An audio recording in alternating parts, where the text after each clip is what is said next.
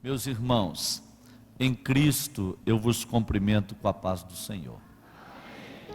Eu gostaria de aproveitar o momento e a oportunidade para nós estarmos lendo a boa palavra de Deus.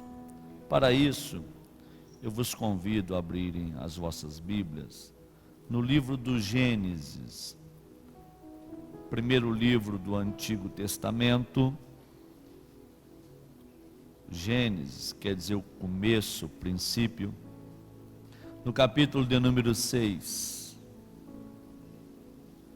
Lembrando sempre que a Bíblia é o único livro que nós podemos ler tendo o autor presente. Todos os demais livros nós vamos ler e vamos ter desejo de conhecer o autor. Mas a Bíblia, ela é diferente, porque todo dia que nós abrimos ela para ter uma intimidade com as Sagradas Escrituras, o autor vem para o lado para nos auxiliar naquilo que for necessário. É um dos grandes privilégios que nós temos, de ler a Bíblia e ter o autor presente conosco. Capítulo de número 6 do livro do Gênesis, a partir do versículo de número 13, eu gostaria de ler aqui alguns versículos com os irmãos. Aqueles que são bons de Bíblia encontrar o texto e pode dizer amém. Diz assim a Bíblia na tradução que tenho: Então disse Deus a Noé: o fim de toda a carne é vindo perante a minha face, porque a terra está cheia de violência, e eis que os desfarei com a terra. Faze para ti uma arca de madeira de gofer, farás compartimentos na arca, betumarás por dentro e por fora com betume, e desta maneira farás de 300 côvados o comprimento da arca, e de 50 côvados a sua largura, e 30 côvados a sua altura. Farás na arca uma janela, e de 1 côvado acabarás em cima, e a porta da arca porás ao seu lado. Far-lhe-ás andares baixos, segundos e terceiros, porque eis que eu trago um dilúvio de águas sobre a terra, para desfazer toda a carne em que há espírito de vida debaixo dos céus. Tudo o que há na terra expirará, mas, eu gosto muito do mas de Deus, irmãos. Quando parece que tudo está perdido, Deus entra e fala mas. E o mas de Deus tem uma importância muito grande. Mas contigo estabelecerei o meu pacto, e entrarás na arca tu e os teus filhos, e a tua mulher, e as mulheres de teus filhos contigo. Até aqui, amém, irmãos?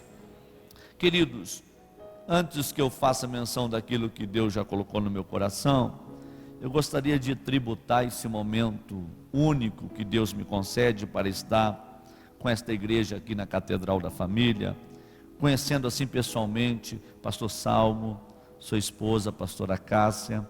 Que Deus em Cristo abençoe a vida de vocês, e que a mão de Deus possa acompanhá-los nesse trabalho tão difícil que é conduzir uma multidão de pessoas aos pés do Senhor Jesus. Lhe parabenizo pelo trabalho da África. Eu trabalhei pelo menos quase 15 anos, agora entreguei o meu cargo tem 45 dias, como diretor executivo de missões da nossa convenção no estado do Rio Grande do Sul. Quando assumi a nossa base missionária, nós tínhamos 21 famílias no campo missionário.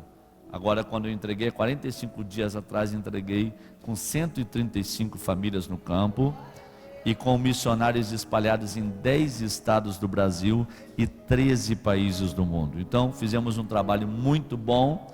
Igreja que se envolve com obra missionária, igreja que se apaixona por almas, Deus se apaixona por ela. Então Deus abençoe esse trabalho que vocês estão fazendo, não somente na África, eu creio que em outros lugares, e Deus possa assim acrescentar o número de salvos e lhe dá bons amigos e colegas para estar do seu lado. Também revela aqui o pastor Orlando, tá bom, com a sua esposa. Deus abençoe, uma satisfação poder revê-lo, esse colega, esse amigo, pregador da palavra de Deus e um servo do Senhor. Também se encontra, eu acho que o que veio de mais longe hoje é o meu amigo Serginho. Dá um sinal aí, Serginho, com a tua mão. É lá de Rondônia, congrega com o pastor Sadraque Muniz, que é o presidente da Assembleia de Deus em Ji-Paraná. Assembleia de Deus em Ji-Paraná tem 18 mil crentes, e o Serginho é um dos braços direitos lá do pastor Sadraque Muniz, trabalha lá cooperando com a obra de Deus. Muito obrigado, meu amigo, por vir aqui, para nós estarmos cultuando a Deus junto. Estarei pregando na convenção da Bolívia, representando o pastor Sadraque Muniz, num trabalho missionário agora, nesse mês próximo. Meus irmãos, eu queria chamar a atenção de vocês para esse fato que aconteceu num dia em que o coração de Deus não estava alegre, porque a Bíblia nos afirma que Deus se alegra com a morte de um justo, de um santo, mas Deus se entristece com a morte de um ímpio.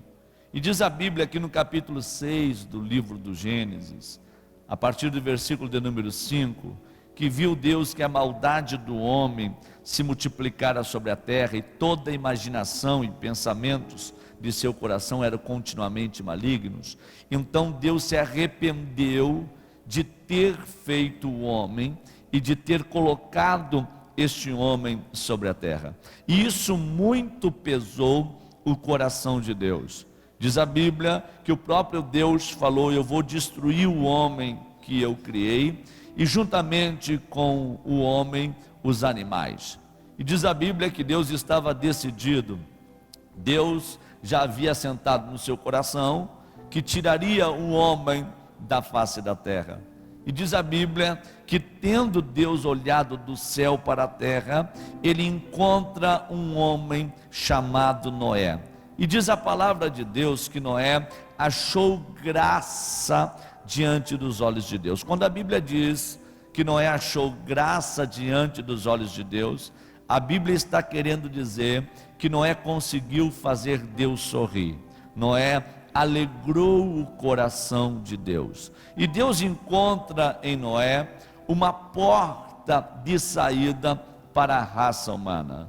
Deus desce e revela o seu plano para Noé. Deus fala para Noé que o fim de toda a carne era vindo perante a sua face, porque a terra estava cheia de violência, e Deus destruiria este homem juntamente com a terra. Mas Deus então, ele cria um plano, ele cria uma porta de saída para aqueles que haveriam de escapar do dilúvio. E Deus fala para Noé: eu quero que tu construa uma embarcação.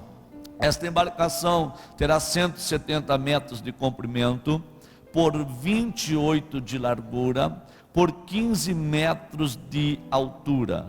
E quando começar a cair água do céu, tu vais se recolher para esta embarcação com todos aqueles que quiserem escapar do dilúvio. Existem alguns paradoxos que eu gostaria de analisar juntamente com vocês nesta noite aqui, na construção desta arca e na chamada deste homem chamado Noé. Nós vamos falar um pouco sobre a intimidade de Noé com Deus, mas eu gostaria de fazer alusão a esses paradoxos que existem aqui. Em primeiro lugar, Noé teria que construir esta embarcação, e diz a Bíblia que Deus anunciou que viria um dilúvio de água sobre a terra, e o próprio Deus disse: vai descer água do céu e vai subir água do abismo, ou da fonte do abismo.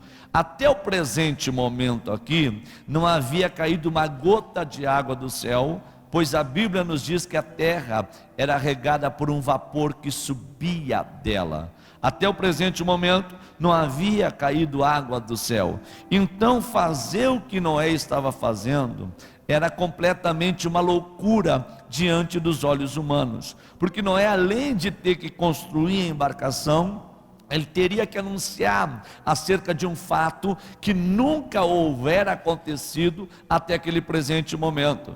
Imagine que Noé levou quase 120 anos na construção desta arca, e toda vez que a multidão corria para lá, para saber o porquê que Noé estava construindo aquela embarcação, ele caía na loucura de dizer: vai descer água do céu.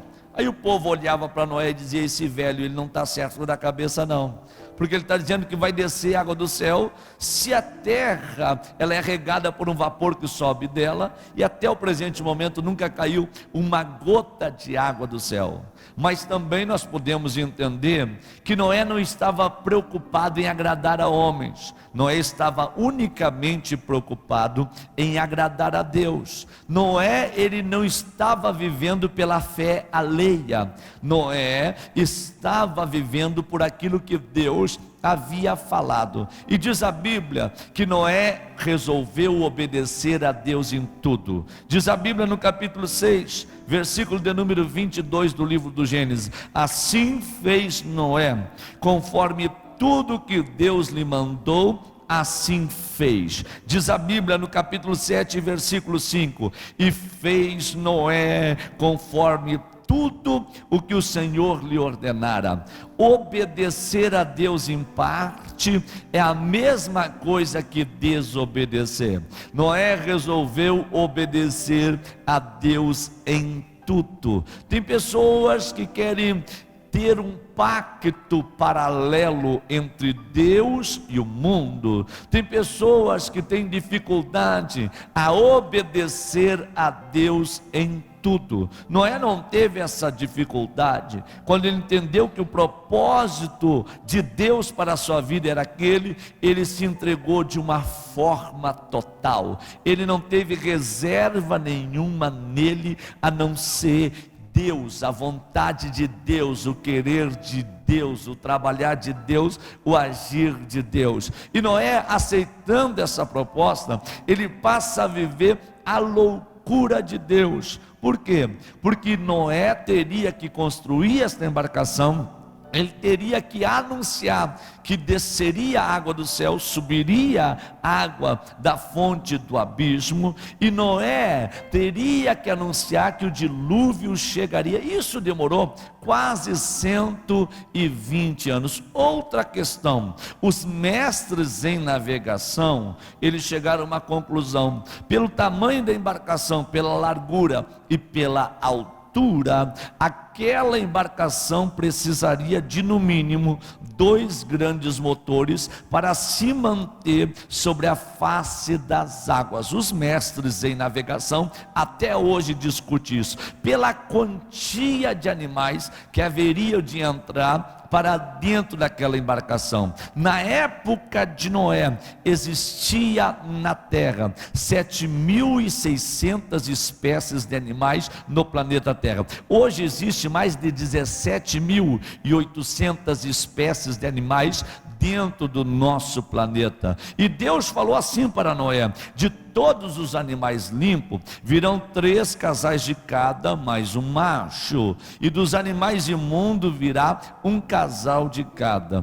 Eu parei por muitas vezes para fazer um cálculo, pelo tamanho da embarcação, 170 metros de comprimento, o tamanho da embarcação 28 de largura por 15 de altura. Eu sempre fiquei pensando como poderia caber tantos animais dentro daquela embarcação. Uma vez eu questionei com 2 matemáticos, eu falei para eles: quem de vocês já viu aquele desenho no quadro da parede, que muitos católicos têm, até muitos evangélicos, em que o desenhista desenha, parece que Noé no canto de uma rocha com uma vara na mão, e aquele monte de animais indo na direção da arca. Eu falei para os 2 matemáticos: mas pelo cálculo de animais que Deus pediu para colocar para dentro da embarcação, pelo tamanho dela, pela largura, nunca caberia. E os 2 matemáticos conversando comigo, um aqui do estado do Goiás, outro lá de Porto Velho, em Rondônia, Os dois disseram: pastor Sandro, nunca que esses animais caberiam dentro desta embarcação. Aí eu falei com os dois, mas eu tive uma ideia dentro do texto, porque diz a Bíblia no capítulo 6 e versículo de número 20, que o próprio Deus disse: os animais virão até ti na arca. Não foi Noé que construiu a arca e saiu a caçar animais, não. O próprio Deus se encarregou de trazer os animais para a embarcação. Aí então eu levantei uma questão: será que Deus é um bom matemático ou não é um bom matemático? Diz a Bíblia que Deus, Ele coloca todas as águas de todos os oceanos, de rios, de mangues e garapés, na concha da sua mão. E diz a Bíblia que Deus mede a eternidade toda com 2 palmos do seu punho, e Ele pesa todos os montes e montanhas deste planeta na sua balança de precisão, e antes que o dia clareie, Ele chama todas as estrelas do céu, uma por uma, pelo seu nome. Será que esse Deus tão grande não poderia ter uma noção do que caberia dentro da arca e do que não caberia? É por isso que Deus falou: Noé, deixa que eu traga os animais, não precisa tu te preocupar. Eu falei para os dois matemáticos: se o cidadão desenhou que os animais vieram para a arca no tamanho adulto, faça o cálculo, em vez de animais adultos, filhotes de animais, animais recém-nascidos. Se Deus trouxe para a arca filhotes de animais, aí os dois matemáticos pararam e falaram: calma aí um pouco, essa ideia nós não tínhamos pensado. Filhote de animais, em vez do animal adulto, o filhote. Faça o cálculo e vê se caberia ou não. No outro dia os dois vieram muito alegres, dizendo: olha, se fosse filhote bem apertadinho caberia, filhote, adulto não. Então Deus não erra, Deus nunca errou e Deus nunca vai errar. Deus conhece todas as coisas, Deus sabe o número do pé que tu calça, Deus sabe a cor da fronha de travesseiro que tu deita a tua cabeça, Deus sonda tudo da tua vida, e antes que tu abra a tua boca para falar palavra alguma, Deus já sabe o que tu precisa, e desde antes da fundação do mundo, Ele já havia te escolhido quando tu estava no ventre da tua mãe. Tu não está aqui por um acaso, Deus não errou na sua escolha, Deus sabe todas as coisas. Outra coisa a ser analisada: se os mestres em navegação dizem o seguinte, se esta arca recebesse essa quantia de animais, esta embarcação precisaria de 2 grandes motores. E Deus falou para Noé: eu quero que tu coloque uma janela na parte superior em cima, e tu acabe com ela lá em cima, deixe só essa janela na parte superior, e uma porta na parte lateral da arca, serão as 2 vias de acesso. Aí então eu entendo a grandeza de Deus, porque diz a Bíblia no capítulo 7, versículo de número 16, que no momento em que Noé entrou para dentro da arca, ele e toda a sua família, veio Deus e fechou a porta da arca pelo lado de fora. Aí eu tenho mente para pensar, eu tenho mente para crer que a mesma mão que fechou a arca pelo lado de fora foi a mesma mão que foi para debaixo da arca e sustentou ela sobre a face das águas, porque Deus não deixa nada por metade. A obra que Deus começa, Ele faz questão de ir até o fim, Ele não deixa nada inacabado. E Deus ainda tem um cuidado todo especial, porque Ele fala para Noé: Noé, coloca uma janela na parte superior. E se você ler os pormenores deste acontecimento, diz a Bíblia que 40 dias, 40 noites choveu sobre a terra sem parar. Diz a Bíblia que 150 dias levou para as águas prevalecer sobre todos os montes do planeta, e levou outros 150 dias para as águas começar a minguar e começarem a baixar. E diz a Bíblia que levou outros 7 dias até que Noé tivesse a experiência com a pomba e com o corvo. Num total, entre uma soma de cálculo de mais para menos, Noé ficou em torno de 376 dias dentro daquela embarcação. Aí Deus pega e fala: Noé, uma janela na parte superior, porque a arca deveria ter 3 andares, e Deus falou: coloca andares baixos, segundos e terceiros. A Bíblia não diz, mas eu creio que os animais foram para o primeiro andar da arca, porque naquela época não tinha tecnologia, não tinha elevador para colocar animal no segundo andar e nem no terceiro andar. Os animais certamente ficaram no primeiro andar, e o próprio Deus falou: Noé, eu quero que tu leve ração para os animais e comida para ti e para toda a tua família. Isso aqui está escrito aqui no versículo de número 21. Deus ordenou e falou para Noé isso. Então Noé teria que levar muita ração, porque seria muitos dias dentro daquela embarcação. A ração ficou no segundo andar, o alimento para Noé, para os animais e para toda a sua família. No terceiro andar da arca ficou Noé e toda a sua família, porque lá tinha uma janela. Noé, quando entrou para dentro da embarcação, certamente na primeira semana ele deve ter sido questionado pela sua família, se Deus haveria de cumprir ou não com a sua promessa. Noé não tinha para onde correr, ele não podia correr para frente, nem para trás, nem para a direita, nem para a esquerda. A única coisa que ele podia fazer era abrir uma janela que estava em cima da cabeça dele. Quando ele abria aquela janela, ele via o céu aberto, e ele poderia entender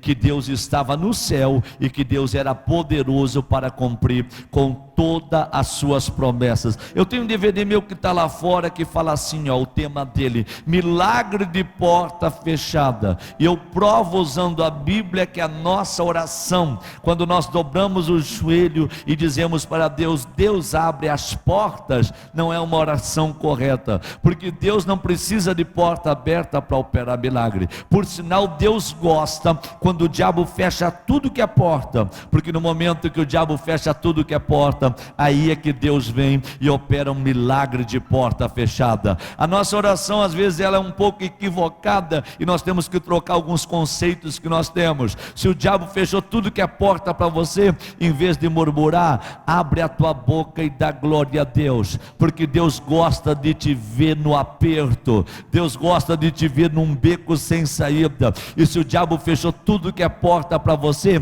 tu serve a um Deus que opera milagres, é de porta fechada e pronto. 3 meninos são lançados para dentro de uma fornalha de fogo ardente, e o rei de Babilônia manda fechar a porta da fornalha, e diz a Bíblia que a força do fogo foi esquentada quantas vezes mais? 7. Como você sabe que foi 7 vezes, se não tinha termômetro naquela época? Existia uma espécie de madeira conhecida em Babilônia como sândalo. Diga comigo, sândalo.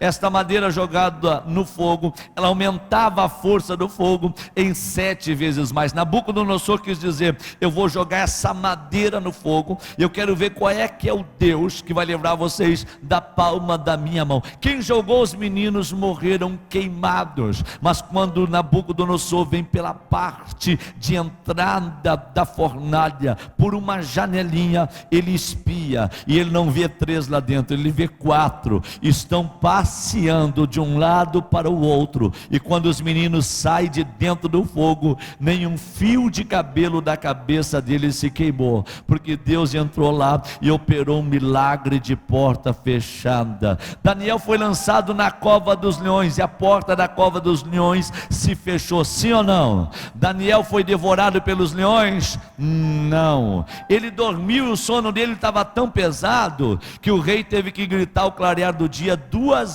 vezes na porta de entrada da cova. E os árabes descobriram agora há 4 anos atrás que o pelo da juba do leão contém uma fibra que tira o estresse. Sabe quanto é que está sendo vendido um travesseiro na Arábia Saudita feito de pelo de juba de leão, que segundo eles a pelo da juba do leão contém uma fibra que tira o estresse, por $1.300? Daniel já sabia disso há muito tempo. O rei perdeu o sono, mas ele dormiu a noite toda, porque Deus entrou lá e operou um milagre de porta fechada. Se o diabo fechar tudo que é porta para você, lembra, Deus terá uma janela aberta sobre a tua cabeça, e você pode confiar que Deus é poderoso para cumprir com todas as suas promessas. Lá estava Noé, toda a sua família lhe acompanhando, ele dentro da embarcação, a janela na parte superior aberta. Aí então eu entendo que Deus, o Senhor, queria dar uma lição para Noé e uma lição para todos nós que estamos aqui nesta noite. A única porta de salvação para Noé, para a sua família e para aqueles que tiveram a oportunidade de se arrepender era aquela arca. Só que Deus estabeleceu uma regra: eu quero 3 andar dentro desta arca. Hoje não existe mais arca, porque hoje o plano estabelecido por Deus é dele com a sua igreja. Só que lá na arca tinha 3 andares, e hoje, nos dias que nós vivemos, também dentro da igreja tem 3 andares. Aqui tem o primeiro andar, o segundo andar e tem o terceiro andar.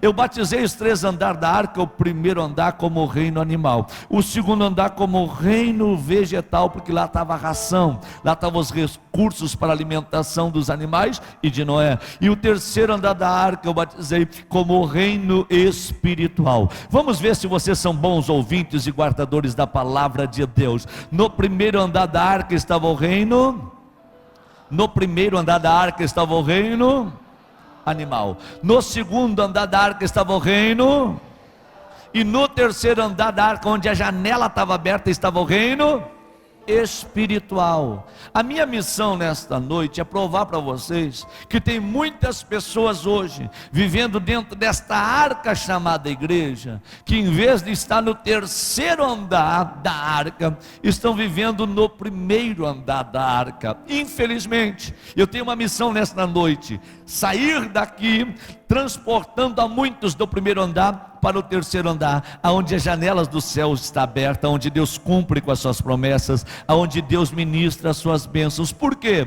Porque no primeiro andar da arca estava o reino animal. Paulo, ele contendeu com os romanos e chamou a igreja de Roma de irracionais, e o próprio Paulo disse: eu quero rogar diante de Deus que vocês venham oferecer um culto a Deus, e esse culto tem que ser de forma racional. E ele chama os romanos no capítulo 2 do seu livro de irracionais, porque às vezes, irmãos, vocês sabiam que é mais fácil os animais obedecerem a Deus sendo irracionais do que nós que somos racionais obedecer ao Criador.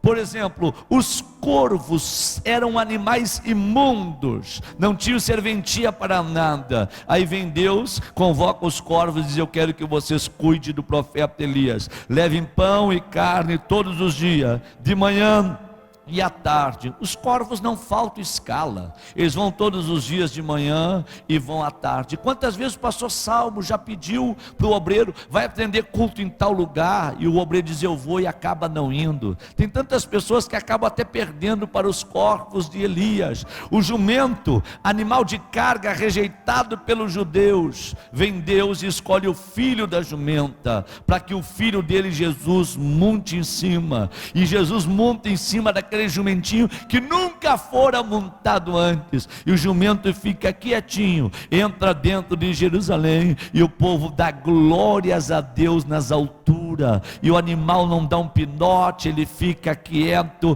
porque às vezes parece que neste mundo dos racionais é tão difícil nós obedecer a Deus. Parece que tudo que é proibido é gostoso. Jair Pires cantava nas nossas Assembleias de Deus: o pecado não dói. E as academias teológicas discutiam: será que o pecado dói? Ou o pecado não dói? O pecado faz bem ou o pecado faz mal? E Jair Pires foi contestado. A verdade é uma, queridos: tudo que é proibido parece que é gostoso, tudo que é proibido causa tentação. Eu tenho um colega meu que hoje tem 2 lojas lá em Rondônia, e ele tinha uma loja muito boa perto do aeroporto de Guarulhos, em São Paulo, dentro de um shopping, e ele trabalhou no ano de 96 para 97 ali, e ele começou a dar para atrás, o crescimento parou, a frequência da loja foi paralisando, e ele chegou a uma conclusão que ele não poderia mais permanecer dentro daquele shopping.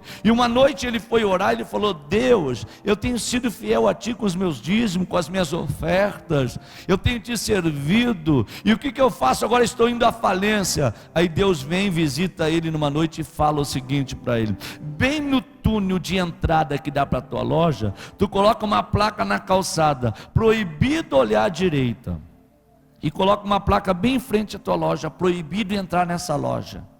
Ele falou: que loucura é essa? Ele vem, acorda a esposa dele e fala: olha o que o Espírito de Deus me orientou. Colocar uma placa bem na entrada do túnel do shopping que dá para a nossa loja, uma placa apontando para o túnel dizendo: proibido olhar à direita, e uma placa de entrada da nossa loja escrito: proibido entrar nesta loja. E a esposa dele fala: olha, se Deus te orientou, faz, porque a loucura de Deus, diz a Bíblia, é mais sábia que a sabedoria dos homens. Se Deus mandou, faz. E ele no outro dia acordou cedo, foi lá e colocou bem na calçada, na entrada para o túnel da loja dele: proibido olhar à direita. Irmãos, quem vinha caminhando e olhava: proibido olhar à direita. Que tentação, não é verdade? Por que é proibido? As pessoas viravam para olhar, e quando olhavam, uma outra placa lá no fundo: proibido entrar nesta loja. Por que é proibido entrar lá? Eu vou lá ver o porquê que é proibido. As pessoas iam lá e falavam: por que é proibido entrar aqui? Aí então ele passava a dizer: era proibido olhar à direita e proibido entrar. Já que tu entrou, eu estou com umas promoções aqui, eu gostaria de te mostrar. Ele saiu da falência, hoje tem 2 grandes lojas lá em Porto Velho, é um homem bem sucedido, porque parece que para nós é mais fácil desobedecer do que obedecer. Deus fala para o irmão Adão, para a irmã Eva: de todas as árvores que tem no jardim, tu come delas todas, menos a árvore do conhecimento do bem e do mal. Deus se afasta. Onde é que a irmã Eva e o irmão Adão vão tocar? Justamente onde Deus falou que não era para tocar. Deus fala para o irmão Jonas: eu quero que vocês vá até a grande cidade de Nínive profetizar. Jonas diz: tudo bem, estou indo para lá. Deus se afasta, ele entra numa embarcação e vai para Tarsis. E como eu amo Deus, e aí eu trago a luz para vocês, o mundo dos racionais e dos irracionais, é porque Deus mostra para nós que nós temos uma capacidade bem maior em desobedecer. Imagine comigo, Jonas dentro de uma embarcação fugindo de Deus, e o grande peixe debaixo da embarcação obedecendo a Deus. Aonde vai a embarcação, vai o peixe atrás, o peixe debaixo da embarcação, porque a hora que a turma levantasse Jonas para jogar no mar, o peixe teria que estar aberto, com a boca aberta, no lugar certo, no lugar exato, no momento correto. Lá teria que estar o peixe. Eu abri uma obra missionária no arquipélago de Galápagos, fica a 1.300 quilômetros de Quito, capital do Equador, para dentro do Oceano Pacífico. Lá está a estação científica de Charles Darwin. De lá saiu a doutrina da evolução para o mundo todo. Os cientistas visitam o arquipélago pelo menos 3 vezes por ano. Na estação científica de Charles Darwin, os homens mais poderosos da terra foram lá, porque eles acreditam que um homem, ele foi formado pela origem das espécies. Segundo a teoria de Charles Darwin, o homem poderia ter vindo do macaco. Eu fiz uma conferência no país do Equador, alguns anos atrás, e eu descobri que nesta ilha não tinha uma igreja evangélica. Só uma das ilhas do arquipélago tinha 23 mil habitantes, a ilha de Santa Cruz, onde está a estação científica de Darwin. Eu convidei o presidente da Assembleia de Deus do país do Equador, pastor Milton Armijos, para nós abrir a primeira igreja do cristianismo no arquipélago de Galápagos, bem no ninho do diabo, onde está a estação científica de Darwin. Ele falou que não fazia missões, porque a ilha é flutuante, 40 países visitam a ilha por ano, mas ninguém permanece na ilha, só os trabalhadores. Tem a ilha Floriana, que tem 13 mil habitantes, a ilha São Cristóvão, que tem 10 mil habitantes, mas eles por mim deixa essas ilhas para lá. E eu aluguei 1 hora de programa de televisão e fui pregar e desafiar o povo. Vamos fazer missões em Galápagos, vamos entrar em Galápagos. E um dia que eu termino de pregar pelo meio de comunicação, pela televisão no país do Equador, num culto como esse, entra uma irmã pela porta da igreja e me procurando e pergunta: cadê o pastor Sandro Fontoura? E alguém mostra eu para ela, ela vai lá conversar comigo e fala: pastor, ouvi o seu desafio pela televisão, e se não tem ninguém para lhe ajudar, eu quero lhe falar um negócio. A minha filha está desviada, mora há 2 anos lá na ilha de Santa Cruz, no arquipélago de Galápagos, e todos os dias eu ligo para ela porque ela precisa voltar para Jesus. Quando eu ouvi o senhor ontem pregar pela televisão, eu liguei para ela lá no meio do Oceano Pacífico, 1.300 quilômetros de Quito, para dentro do mar, e falei para ela que tem um doido do Brasil querendo fazer missões no arquipélago, e ele está nos desafiando. Quando eu estou falando com a minha filha, ela fala: mãe, de tanto a senhora pedir para mim me voltar para Jesus, eu quero lhe falar algo muito importante. Essa semana eu tive um sonho. Eu sonhei que o avião descia na ilha de Baltra, e quando a porta do avião se abriu, eu fui ver quem que descia. Estava descendo um missionário solteiro, com uma roupa branca, uma Bíblia branca debaixo do braço. Eu perguntei: o que tu veio fazer na ilha? Ele respondeu para mim: eu vim expulsar os demônios da ilha e vim abrir a igreja de Jesus Cristo. Eu quero lhe dizer, mãe, vá procurar esse homem e diga para ele, se ele quiser mandar um missionário para a ilha, o missionário tem casa para morar e não precisa se preocupar com o aluguel, pode mandar. Eu encontrei um missionário solteiro que foi do estado do Pará fazer missões em Lima, no Peru, e de Lima, do Peru, foi trabalhar nas montanhas equatorianas, nas bocas de vulcões. Um missionário ousado e corajoso. Abracei esse missionário e falei: ora a Deus, porque eu vou te mandar para o arquipélago de Galápagos. Em 3 meses nós estávamos entrando na ilha. Agora imagine a loucura de Deus, irmãos. Charles Darwin, pela sua teoria, ele alega que o homem poderia ter vindo do macaco, e Deus é tão poderoso que Deus não deixa o macaco dar uma palavra em inglês, em francês, em italiano, em sueco, em alemão, porque se o macaco desse uma palavra só em qualquer idioma da terra, a teoria de Darwin teria a sua afirmação correta. Aí Deus fecha a boca do macaco, abre o bico do papagaio, o papagaio fala tudo, o macaco não fala nada, porque a soberania de Deus é coisa maravilhosa. Nós colocamos lá o missionário, e com 1 ano da igreja lá, eu vou lá visitar a obra missionária. Quando eu chego na ilha de Baltra, desço lá, atravesso para o outro lado do Oceano Pacífico, do mar, do canal que corta a ilha de Baltra para a ilha de Santa Cruz, eu encontro 76 pessoas que aceitaram a Jesus, que desceram as águas do batismo no Oceano Pacífico, que estavam lá dando glória a Deus e aleluia, e adorando o nome do Senhor. Eu já estou indo agora no mês de maio para o 7º aniversário da igreja lá no arquipélago de Galápagos. Nós temos quase 200 crentes no arquipélago. O advogado da ilha se converteu, o vice-prefeito da ilha se converteu, e a teoria de Charles Darwin está sendo enfraquecida. Os cientistas vão para a ilha, vai os turistas do mundo todo para a ilha. Quando chegam lá, eles encontram com um missionário pregando.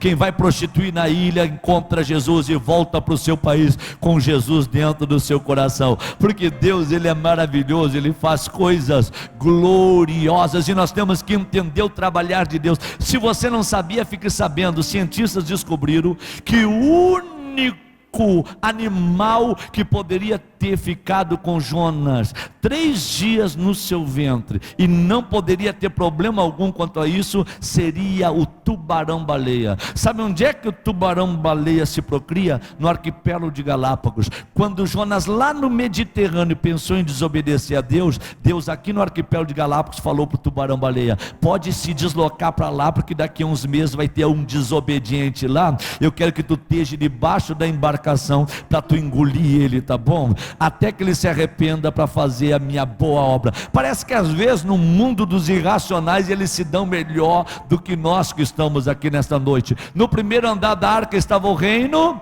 animal. Eu quero provar para vocês, como tem alguns que estão me ouvindo aqui nesta noite, que em vez de viver no terceiro andar da arca, estão vivendo no primeiro andar da arca. Existe uma lei dentro do reino animal, e eu acho que você vai se identificar com esta lei. Qual é a lei do reino animal? Qual é a lei da selva, para você se identificar se você está no primeiro andar da arca ou não está? Existe uma lei dentro do reino animal: o maior engole o menor. Isso é a lei da selva, sim ou não? É a lei do reino animal. O maior engole o... Isso é a lei da selva. Isso é a lei dentro do reino animal. Dentro do reino espiritual tudo é o contrário. Dentro do reino espiritual, quem se acha grande fica pequeno. Quem se acha pequeno fica grande. Isso é reino espiritual. Jesus, dando uma lição aos seus discípulos, ele pega uma toalha, vai lavar os pés dos seus discípulos. E quando ele está lavando os pés dos discípulos, ele fala o seguinte: no reino do meu pai tudo é diferente. Quem quiser ser maior lá em cima tem que ser o menor aqui embaixo. Quem quiser ser útil dentro da casa do meu pai tem que estar pronto para servir, porque o Filho do Homem não veio para ser servido, mas veio para servir e dar a sua vida em troca de toda a raça humana. Eu estou aqui para dar o exemplo, porque lá no reino do meu pai o menor aqui embaixo é o maior lá em cima. Os discípulos questionaram, disseram: mas quem vai ser o maior no teu reino? Jesus deu essa lição para deixar de exemplo. Meus irmãos, Deus o Senhor sempre vai nos dar boas lições.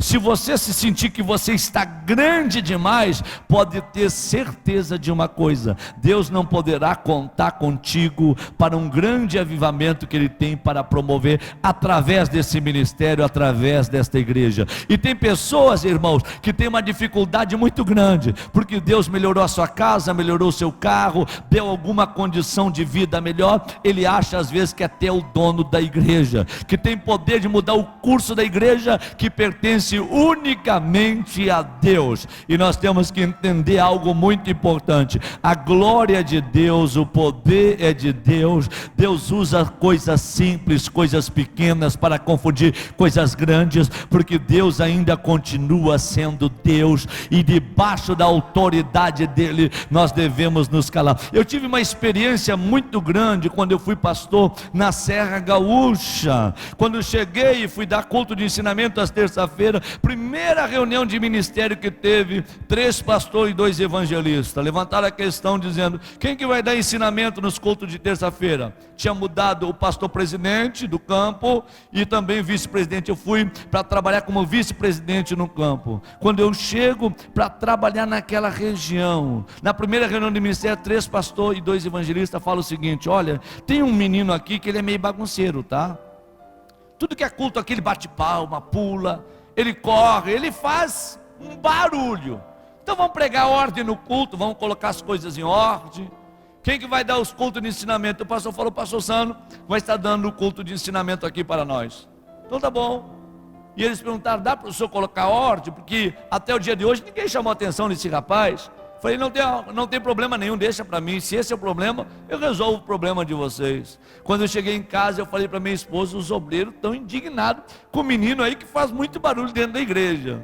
E a minha esposa disse: o que tu vai fazer? Eu falei: vou chamar a atenção dele em público, vou mandar ele se sentar para colocar ordem logo na chegada. E a minha esposa, muito crente, falou: não faz isso não, senão tu vai matar o irmão, ele não te conhece ainda. Por que tu, em vez de chamar a atenção dele em público, tu não procura fazer uma visita para ele, procura saber onde é que ele mora, procura ir lá ter com ele, vai lá conversar com ele, pode ser que assim tu resolva o problema dele. Eu falei: tá bom. E ela disse para mim, de mais a mais, que eu quero te falar um negócio: eu noto que esses obreiros que ficam lá em cima do altar, né, eles não abrem a boca para dar um glória a Deus. Eu acho que tem até algum deles que não são batizados com o Espírito Santo. Quando vê esse menino é crente demais, e eles são crente de menos e estão querendo atrapalhar a caminhada desse menino. Procura fazer uma visitinha para ele, procura conhecer onde é que ele mora. Eu falei: tudo bem. Adotei o conselho da minha esposa, saí de viagem final de semana, segunda-feira cheguei e fui na casa do empresário da igreja, e falei: meu amigo, onde é que mora o irmão fulano de tal? Ele falou: pastor do céu, eu ouvi dizer que aquele homem mora na favela da Vila do Cemitério, e lá até a polícia tem dificuldade para entrar. Eu falei: não tem problema nenhum, eu já fui dependente de droga, já morei em favela, Jesus me chamou quando eu tive internado após uma overdose de droga numa clínica psiquiátrica. Quando eu estava com 36 quilos, Jesus entrou lá dentro, usou a boca de um louco para falar comigo, que ia me tirar de lá e ia fazer de mim um pregador da sua palavra, e o Jesus que falou cumpriu, me tirou de lá e me fez um pregador da sua palavra. E eu devo falar para vocês que eu estou pregando aqui liberado temporariamente pelos médicos, tá bom? A minha doutora me liberou temporariamente. Ela disse: olha, todos que saíram na tua condição morreram, os que não morreram voltaram, e segundo a medicina eu tenho 20% da minha capacidade mental, porque 80% as drogas consumiram. Só que a minha doutora vai fazer 20 anos que ela está me esperando de volta, porque para lá eu nunca mais voltei e nunca mais vou voltar, é claro.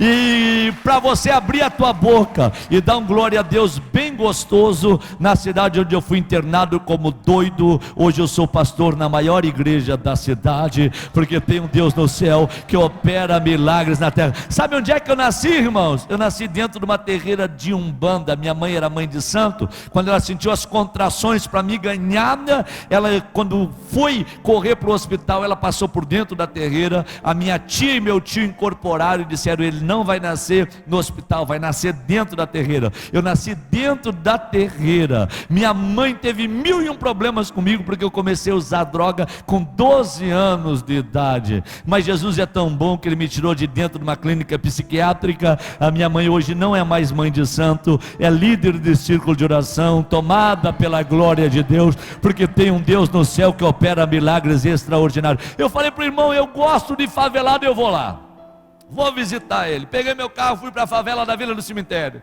Cheguei lá, perguntei para o olheiro da Boca de Fumo: onde é que mora o tal do Hermano, um maluco que tem aí?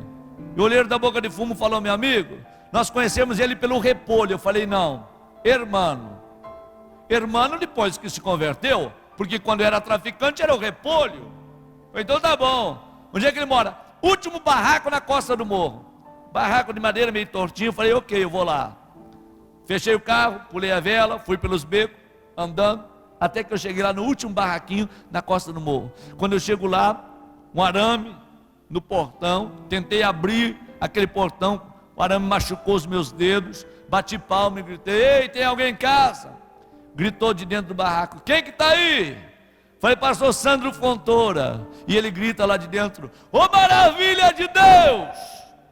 Falei: ele é doido mesmo, ele é maluco. Falei: meu irmão, tem como tu abrir esse negócio aqui? Falou: só um momento. Quando ele abre a porta do barraquinho dele, ele me enxerga, ele levanta as duas mãos para o céu e começa a adorar a Deus, a dar glória a Deus. Falei: meu irmão, não é hora de dar glória a Deus, é hora de abrir esse negócio aqui. E ele fala para mim: o senhor não está entendendo não, tem 3 anos que eu me converti e nunca ninguém veio me visitar, porque eu moro nesta favela braba. Tá bom? E desde que o senhor chegou na cidade, eu estou aqui de joelho dobrado orando ao meu Senhor, e eu tenho falado para ele: se ele tem o mesmo espírito que eu tenho, tu vai trazer ele aqui na porta do meu barraco, para ele orar comigo, para ele sentir a tua presença dentro do meu barraquinho, juntamente comigo. E o Deus do céu operou esse milagre, eu estou feliz demais. Falei: tá bom, abre aqui. Ele abriu. Quando eu me abaixei, entrei no barraquinho dele, falei: irmão, é rápido que eu tenho para conversar contigo. Ele olhou para mim e falou assim: só que tem, porém, no meu barraco tem doutrina. Falei: doutrina? Que doutrina que tem aqui, meu irmão? Falou: nunca ninguém veio me visitar da igreja, os meus parentes vêm de vez em quando, mas no meu barraco ninguém abre a boca sem antes orar. Tem que orar para depois conversar. Tá bom? Falei: tá bom. Quem que ora? Ele falou: pode ser eu. Falei: pode, ora. Ele levantou as duas mãos para o céu e falou: papai, obrigado, porque tu me respondeste segundo aquilo que te pedi. E ele vai para a presença de Deus, e eu fico olhando para ele. As lágrimas, irmãos, o nível de comunhão, e ele entra no céu adorando a Deus. E eu olhando para ele, quando ele para de orar, ele limpa as lágrimas e fala: desculpa, pastor, é que eu estou feliz demais. Falei: bem rápido, quero conversar contigo. Ele falou: antes do senhor conversar, posso lhe mostrar meu barraquinho? É uma peça dividido com essa cortina. Me mostrou a cama, criado mudo, fogão a lenha, nem fogão a gás tinha, chapa brilhando, e falou: vem conhecer o meu banheirinho. Quando eu entrei no banheirinho dele, a janela de madeira, eu abri a janela de madeira, fiquei olhando, despenhadeiro lá embaixo, olhei na fresta da tábua assim, um buraco. Eu falei: irmão, se essa tábua aqui quebra, eu desço o despenhadeiro abaixo. Ele falou: desce. Eu falei: tu tá doido, meu irmão, não faz isso comigo não. Ele fala para mim: pastor, antes de eu ter o encontro com Jesus, eu era que nem o senhor, eu tinha medo da morte, eu tinha medo de tudo, mas depois que eu tive o encontro com Jesus, eu não tenho medo de mais nada, porque eu li na Bíblia que os que confiam no Senhor são como os montes de Sião, não se abalam, mas permanecem para sempre. Não tem mais medo de nada. Eu falei: tá bom, vamos conversar. Quando eu falo para ele: vamos conversar, ele falou: só um testemunho rapidamente. Eu falei: pois não, rápido, porque eu quero conversar. Ele abre a camisa e me mostra 3 buracos no peito. Eu falei: o que foi isso? Troca de tiro com bandido. Recebi 3 tiros na caixa do peito, mas eu não morri, pastor, porque Deus tinha um plano com a minha vida. Olha esse buraco do outro lado aqui, que pegou no braço. Um bandido me atravessou com um espeto do outro lado do corpo, de um lado ao outro, e eu não morri, porque Deus tinha um plano com a minha vida. Olha esse risco que eu tenho no rosto. A polícia me levou para o valão do Tega, deu rajada de metralhadora para me matar, só uma bala riscou meu rosto para testemunho dele. Eu não morri, pastor, porque Deus tinha um plano com a minha vida. Pastor, eu fui condenado a 26 anos de cadeia. Quando eu estava na casa de detenção desta cidade, Deus deu um sonho para um servente de pedreiro, e no sonho Deus mostrou para ele o pavilhão que eu estava, a galeria que eu estava, a cela que eu estava, e ele pediu para entrar junto com os pastores da Assembleia de Deus, e ele entrou no presídio gritando: irmão, onde tu está? Eu gritei lá do fundo da cela: eu estou aqui. Ele parou na frente da cela e profetizou para mim: Deus vai te tirar até o final deste ano de dentro desta cela, para tu ser levado para o meio dos crentes lá dentro da casa dele, só para perturbar com quem está quieto, porque o povo está muito ingrato e hoje não quer mais abrir a boca para dar glória a Deus. Deus vai te tirar daqui para fazer barulho, para incomodar com quem está quieto, tá bom? Eu levantei a minha mão, pastor, e eu falei: se Deus fizer isso, eu prometo que eu nunca mais saio da casa dele. Quantos aqui crê que Deus fala? Levante a mão direita lá em cima. Deus foi na cidadezinha, tirou o juiz da cidade que era ateu ou à toa e mandou embora, e trouxe um juiz lá de Uruguaiana, no interior com a Argentina, Dr. Edson, crente. Quando o juiz chega na cidade, vai ver os processos daqueles que estão presos na casa de detenção, ele encontra o nome do irmão, e o Espírito de Deus fala com o doutor Edson: tira esse homem da casa de detenção, porque eu preciso dele dentro da minha casa. E o juiz manda soltar o irmão com uma condição: enquanto tu estiver na igreja, tu goza de liberdade. O dia que tu se desviar, eu mando te prender no outro dia. O irmão diz: eu tenho cara de bobo, mas não sou bobo, eu sou o primeiro que chego, o último que saio, e quando o senhor fala hoje vai ter poder de Deus, eu levanto as mãos para cima. Quando o Senhor fala hoje vai ter glória de Deus, eu pulo para cima, eu corro, porque eu sou apaixonado por Deus. Sem Deus eu não vivo. Deus é tudo que eu tenho, eu sou apaixonado por Ele. Ele começou a chorar. Eu falei: tá bom, te acalma, meu filho, te acalma, pelo amor de Deus. E ele fala: fala, pastor, o que o senhor ia falar? Fala. Eu falei: não vou falar mais nada não, eu quero ir embora, deixa eu ir embora. Quando eu vou sair na porta, ele me pega pelo braço e fala: volta, pastor. Eu falei: o que tu quer, meu filho? Na minha casa tem doutrina: ora quando entra, ora antes de sair. Vamos orar? Eu falei: vamos. Ele falou: posso orar abraçado no senhor? Eu falei: pode. Eu achei que o maluco ia orar 5 minutos. Ele abraçou comigo e falou assim: Deus, eu só solto ele depois que tu renovar ele. Tu vai renovar ele, Senhor. Chega de obreiro frio, chega de obreiro gelado. Nós queremos obreiro cheio da tua glória, cheio do teu poder, cheio da tua presença. Renova, renova. Eu tentava me soltar dele, a camisa colada no corpo, a calça colada no corpo, eu querendo pular fora, e ele não me soltou até que Jesus me renovou. A hora que Jesus me encheu do Espírito Santo, ele me soltou, abriu a porta da casa e disse: pode ir agora, porque Jesus respondeu a minha oração. Eu fui até o meu carro falando em línguas estranhas, eu fui até a minha casa falando em línguas estranhas. Cheguei em casa, falei para minha esposa e disse para ela: me dá a paz do Senhor. Ela disse: o que aconteceu? Eu falei: me dá a paz do Senhor. Ela diz: a paz do Senhor. Eu falei: aceitei a Jesus hoje de manhã, tive um encontro com Jesus, ele mudou a minha vida hoje de manhã, e a partir de hoje eu nunca mais sou o mesmo homem. Quando foi na terça-feira, num culto como esse, eu estou ensinando a igreja, me esqueci do irmão. Os obreiros lá têm costume de sentar no púlpito, quando eu vejo o irmão se alegrando lá atrás, pulando, correndo, aquela alegria de Deus, aquela comunhão com Deus. Eu viro para trás, os 3 pastores no púlpito com os olhos arregalados, dizendo: lá está o bagunceiro, tu prometeu que ia fazer ele se calar. Eu falei: Deus, entre o irmão doido e apaixonado por Jesus e esses obreiros problemáticos no púlpito, eu vou ficar com o irmão, não vou entrar em dividida não.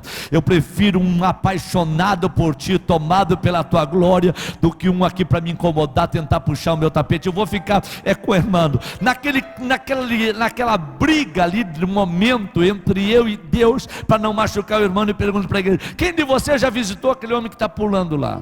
Ninguém levantou a mão. Quem aqui sabe onde é que ele mora? 1, 2 levantaram, lá na favela da Vila do Cemitério. Quem já foi orar na casa dele? Ninguém levantou a mão. Eu falei: então tá bom, eu vou contar a experiência que eu tive com esse irmão essa semana. Quando eu falei, caiu um choro na igreja, mas um choro, um quebrantamento no meio do povo.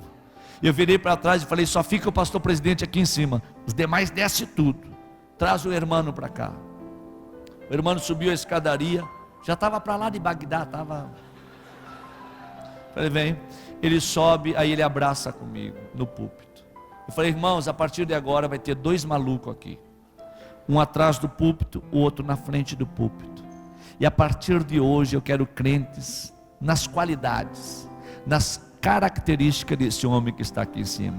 Alguém que seja apaixonado, porque o negócio de Deus não é com gente grande, não, é com gente pequena, que queira fazer coisas grandes para o seu bendito nome. O profeta Samuel foi à casa de Jessé, todos os grandes passaram. O profeta perguntou: acabaram-se os mancebos? O que Jessé falou? Está faltando o pequeno, o menor. Onde é que está? Está lá no campo, manda trazer. Quando chega o Davizinho menor, o Espírito de Deus fala: é o menor que eu vou usar, é o menor que eu quero usar. Eu vou derramar azeite na cabeça dele, e aí está o futuro rei da nação de Israel. Em nome de Jesus, quem aqui nesta noite quer subir para o 3º andar da arca? Levanta as 2 mãos lá em cima, abre a tua boca e dá um brado de glória ao nome do Senhor. Assentado como você está, se você pode, dá um abraço nesta pessoa que está do teu lado e diga para ela: é o menor que Deus vai usar. É o menor que Deus vai usar. É o menor que Deus vai usar. É o menor que Deus vai usar. E pronto, é isso daí. Essa é a lei de Deus. Esse é o mandamento de Deus. Eu já estou encerrando. Eu confesso para vocês que eu estou na introdução. Vocês acreditam nisso? Acreditam? Segunda característica do reino animal. Segunda característica do reino animal: todo animal age por instinto. Diga comigo: instinto. Porque não tem discernimento. Isso é reino animal. Tu está no quintal da tua casa, o frango está ali, tu pega uma faca, o frango não vai embora, porque ele tem instinto, mas não tem discernimento. Isso é reino animal. Ei, no reino espiritual, tu tem que ter discernimento, tu não pode agir no instinto. Já ouviu alguém falar assim: ó, o meu braço esquerdo é convertido, o direito não é? Já ouviu alguém falar? Já ouviu alguém falar: eu tenho a minha natureza, irmão, tu não me conhece não. Sabe o que é isso? É instinto, não é discernimento. No reino espiritual tu tem discernimento. Se tem alguém te jogando pedra, porque a tua estrela está brilhando. é porque tu tem fruto na tua árvore. Se tem alguém tentando apagar o teu brilho, é porque tu está brilhando demais. E se alguém abriu a boca e falou que vai puxar o teu tapete, em vez de murmurar, abre a tua boca e dá glória a Deus. Teu pé não está em cima de tapete, o teu pé está em cima da rocha, e de lá ninguém pode te arrancar, de lá ninguém pode te tirar. Tu tem que ter discernimento. E eu encerro aqui as minhas palavras para orar por vocês. Tem um pastor amigo meu em São Paulo, pastor João, ex-matador de aluguel. Os macumbeiros do lado da casa dele começaram a jogar lixo no quintal dele. Lixo. Ele falou para a esposa dele: vou pegar 5 minutos para Jesus, vou pedir para ele, e vou quebrar os dois. A mulher preocupou, chamou as irmãs do círculo de oração, falou: o homem está furioso. Vê as irmãzinhas do círculo de oração, aquele monte de lixo no quintal do pastor João, ele um ex-caminhoneiro, o galpão lá no fundo. Uma irmã velhinha chega: pastor, não briga não, pastor, 5 minutos para Jesus vai sair caro. Ele ficou olhando e a velhinha falou: pastor, lixo dá dinheiro, é só reciclar, osso para um lado, vidro para o outro, papelão para outro, garrafa PET para outro, pronto. Tem dinheiro no seu quintal e o senhor não sabe. Ele falou: é verdade, eu vou reciclar. Ele ficou 8 meses reciclando, aproveitou o galpão que não tinha mais caminhão, começou a acumular lá papelão, vidro, osso, tudo. Em 8 meses encostou um caminhão e começou a sair fardo de papelão, caixas de vidro, de osso, de tudo. Os dois macumbeiros do outro lado olhando o movimento. O caminhoneiro vem, leva todo o lixo reciclado, fala: pastor, deu 1.800 e poucos real dessa vez, a outra vez vamos melhorar. Ele pega o dinheiro, vira para os macumbeiros e começa a contar. E fala para eles: o mal que vocês intentam contra a minha vida, o Deus do céu está transformando em bênção. Eles não se contentam, vão para o encontro de macumbeiros na capital paulista e pede para o líder da sessão colocar o nome do pastor João na boca de um sapo. Em 7 dias querem ver ele morto. Quando o líder dos macumbeiros da capital olha o nome do pastor João e da esposa dele e fala: olha, esse aqui nós não podemos contra ele não, maior é aquele que está nele do que aquele que está conosco, não tem como lutar. O casal sai, volta lá na casa do pastor João, bate na porta de noite e fala para ele: olha, existe um adágio aqui no mundo, quando tu não pode contra o teu inimigo, se une a ele. Vamos quebrar o congal que tem aí dentro da nossa casa e vamos abrir uma congregação da Assembleia de Deus, porque maior é aquele que está na tua vida. Receba nesta noite discernimento e seja cheio do Espírito Santo. Fique de pé em nome de Jesus e nós vamos orar ao Senhor agora. Enquanto você fica de pé para relaxar, posso soltar outra aqui do reino animal? Posso? Só mais outra. No reino animal, todo animal marca território. Diga comigo: marca território. Se você sair agora daqui e o cachorro urinou na roda do teu carro, ele não quer enferrujar a roda do teu carro, ele quer marcar o território. Isso é reino. O leão, ele urina aqui na selva, vem um outro leão, quando ele sente o odor da urina de um outro leão, ele não passa daqui para lá porque o território está. Isso é reino. Vocês não conhecem uma meia dúzia de crentes que se assentam numa cadeira e falam assim: ó, se o pastor Salmo me tirar daqui, essa cadeira aqui é minha, amigo. Quando essa obra começou, eu investi pesado. Não vai se mexer com qualquer membro da minha família, vai ter confusão. Tem gente que fica brigando por cadeira. Esquece o que o John Wesley falou: o meu campo é o mundo. Amigo, o que Deus tem contigo vai além dessa cadeira. Deus tem coisas extraordinárias para fazer através da tua vida.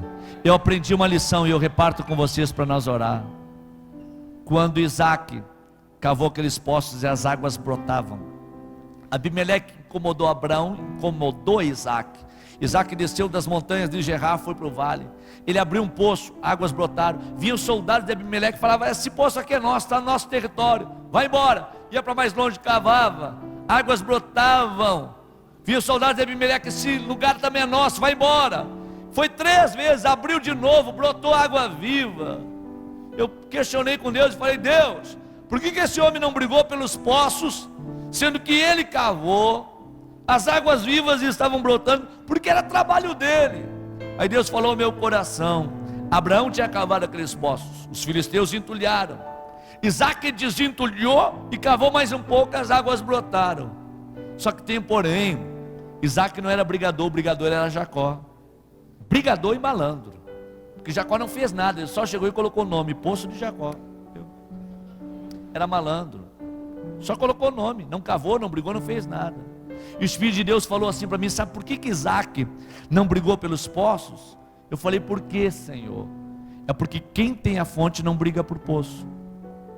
Só briga por poço é quem não tem a fonte. Porque quem tem a fonte nunca vai brigar por poço. E Deus colocou no meu coração: a fonte está dentro de ti. Para onde tu for, aonde tu cavar, vai brotar águas vivas. E acabou. É isso que Deus faz. É isso que Deus faz. Não brigue por cadeira, meu irmão. Não brigue por poço, se você tem a fonte. Quem aqui tem a fonte? Levanta as duas mãos lá em cima, abre a tua boca e dá glória ao nome desse Deus. Ei, vamos orar. Vamos orar, eu quero orar com vocês. Só mais uma. Eu vou fechar minha Bíblia aqui, tá bom? Porque eu estou na introdução ainda, tá bom? No reino animal, todo animal age, diga comigo, age, sem sentimento. O cachorro pega o gato e estraçalha no dente, não tem compaixão, isso aí é reino. O leão pega o antílope e rasga no dente, não sente compaixão, isso aí é reino. No reino espiritual, você tem que agir, mas você tem que ter sentimento, de preferência, o mesmo sentimento que havia em Cristo Jesus. Nesta noite eu quero que tu seja cheio do Espírito Santo, eu quero que tu seja cheio da glória de Deus. Ainda com a Bíblia fechada, nós vamos orar. No reino animal, todo animal tem defesa própria, diga comigo, defesa própria. O cachorro tem o dente, o gato tem a unha. Isso é reino. No reino espiritual, tu não precisa te defender. Tu tens o guarda de Israel, que enquanto tu dorme, ele está trabalhando em teu favor. Tu pode ficar tranquilo, que a vitória é nossa pelo poder do sangue de Jesus. Você sabia que há 19 anos atrás, Billy Graham teve uma revelação, que o avivamento estava saindo da América do Norte. Ele reuniu mais de 100 evangelistas numa das praças de Washington, colocou mais de 100 bandeiras e trouxe evangelistas de várias partes do mundo. Enquanto ele clamava em praça pública, um coreano saiu correndo no meio da praça, o chafariz jogando água para cima, o vento sopra na água do chafariz e molha a bandeira do Brasil. Quando a bandeira do Brasil é molhada, o coreano sai profetizando em praça pública: eu tenho me afastado desta nação, porque vocês amaram mais ao dólar, ao orgulho e à soberba, do que a presença do meu Espírito. Mas a bandeira que foi molhada pela água do chafariz, é para lá que eu estou mandando o maior avivamento de toda a história. E se esse povo não quiser abrir a boca para dar glória ao meu nome, assim como eu rejeitei a vocês, eu vou rejeitar esse povo. Enquanto vocês estão aqui dando glória a Deus, Deus está acreditando que vem um grande avivamento por aí. Quantos querem ser cheios da glória de Deus nesta noite? Abre a boca e dá um brado de glória ao nome desse Deus. Segure a mão do teu irmão que está do teu lado, segure a mão da tua irmã que está do teu lado aí, para nós orar a Deus. Segure. Reinhard Bonnke, o homem que está avivando o continente africano, o senhor conhece? As cruzadas dele reúne 2, 3 milhões de pessoas. Ele fez uma conferência há 3 anos atrás em Porto Rico, para que Deus mandasse um avivamento para a América do Sul. Enquanto eles estão orando, um porto-riquenho se abraça com um pastor brasileiro do estado do Rio de Janeiro, que estava na conferência, e profetiza para 25 mil pastores. Na nação deste homem, eu tenho 1 milhão de pregadores, que estão escondidos, e que ainda não apareceram.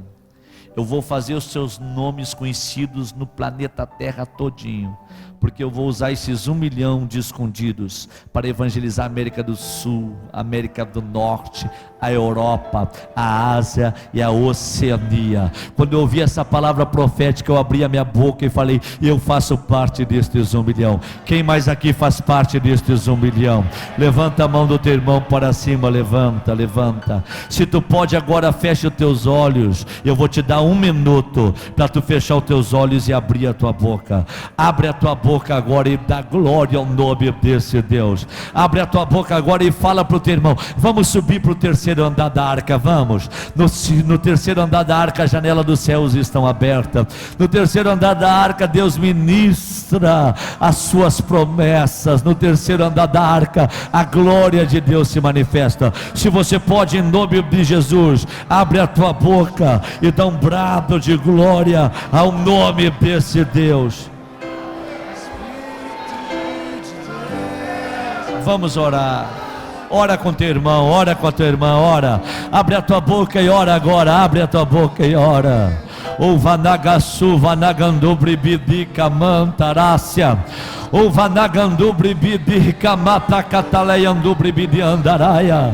Meu Deus, meu Deus, meu Deus, nós estamos aqui, Senhor, nesta noite cativos, presos pela tua presença e pela tua unção. Eu te peço agora, Senhor, de uma forma individual, venha passar aqui agora, faça o coração deste povo ferver com a tua glória e com teu poder. Aonde tiver um crente apaixonado pela tua presença, renova ele agora pelo teu poder e pela tua unção. Manda azeite, azeite, azeite, azeite, azeite. Manda azeite em abundância. Aquele que chegou fraco, seja fortalecido agora. Aquele que chegou vazio, seja tomado pela tua glória agora. Eu acredito, meu Deus, nesse avivamento que vem por aí e que comece a soprar por aqui, meu Deus. Que esse estado seja incendiado, começando pela catedral da família. Levanta aqui uma geração de doidos e apaixonados pela tua unção.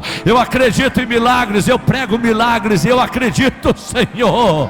O vanagandubribidika mantayandubribidifai xarabacamandagandubribidi ou vanagandubribidi andarácia. Só quem está sentindo a glória de Deus, levanta bem alto a mão do teu irmão para cima e dá um brado de glória ao Senhor.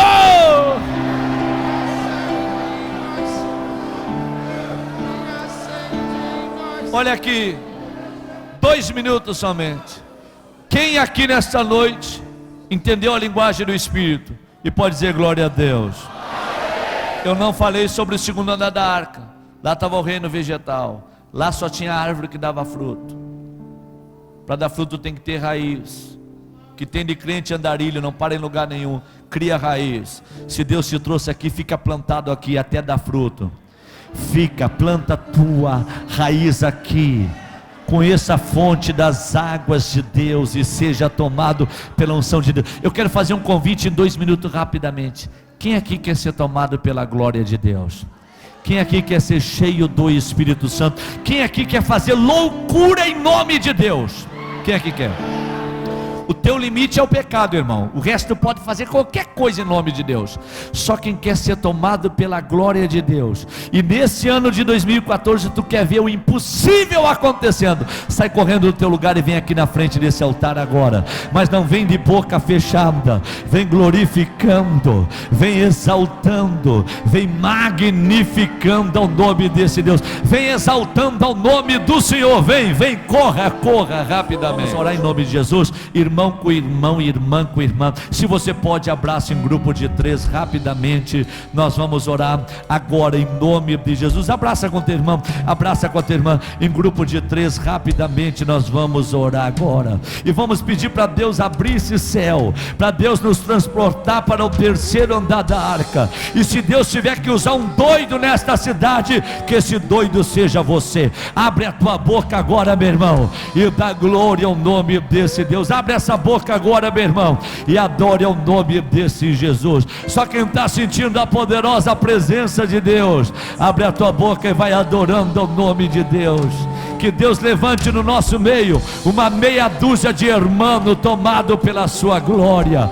Vai orando, ore agora. Abre a tua boca e profetiza para o teu irmão. Convida ele para subir para o terceiro andar desta arca. Maravilhoso Deus e eterno Pai, chegamos diante da tua presença, Senhor. É nesta graça, é nesta unção, é neste poder, é debaixo desta presença gloriosa que eu te peço, alista esse exército para uma grande obra nesta terra. Meu Deus, eu te peço nesta noite, desde o menor até o maior, se é que existe isso dentro da tua casa, renova o teu povo, enche o teu povo com a tua unção, enche o teu povo com a tua glória.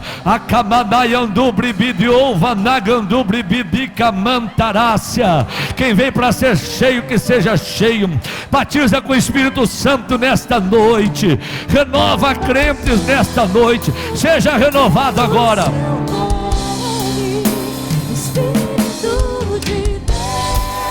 Seja tomado de Deus.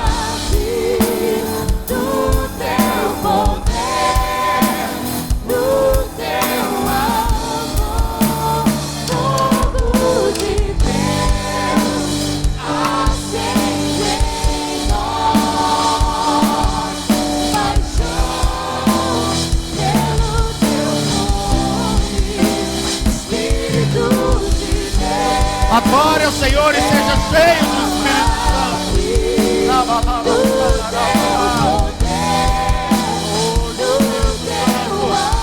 Enche a tua igreja, Senhor.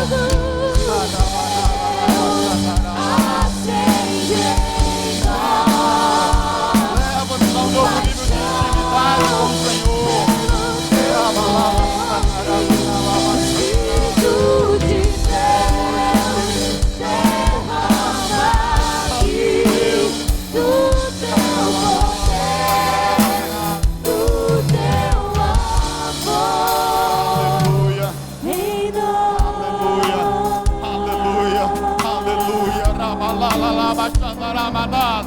Oh Espírito Santo, nós queremos mais da tua presença, nós queremos mais da tua unção, nós queremos experimentar no Senhor uma nova unção. Leva a tua igreja num novo nível de intimidade com o teu Espírito, leva a tua igreja com um novo nível de intimidade na palavra, na unção, em nome do Senhor Jesus. Tira de nós tudo aquilo que não vem do Senhor, renova-nos, ó Deus, visita-nos, Espírito Santo de Deus. Nós não queremos mais ser os mesmos, nós queremos o fogo do teu Espírito dentro do nosso coração. Nos ensina a dizer não ao pecado, nos ensina a dizer não ao mundo. Enche-nos, Espírito Santo, acende o teu fogo em nós, ó Deus, acende a paixão pelo teu Espírito em nós, em nome do Senhor Jesus. Que o Senhor repreenda todo levante do diabo contra a tua igreja. Aqui está o teu povo, cheio do Espírito de Deus.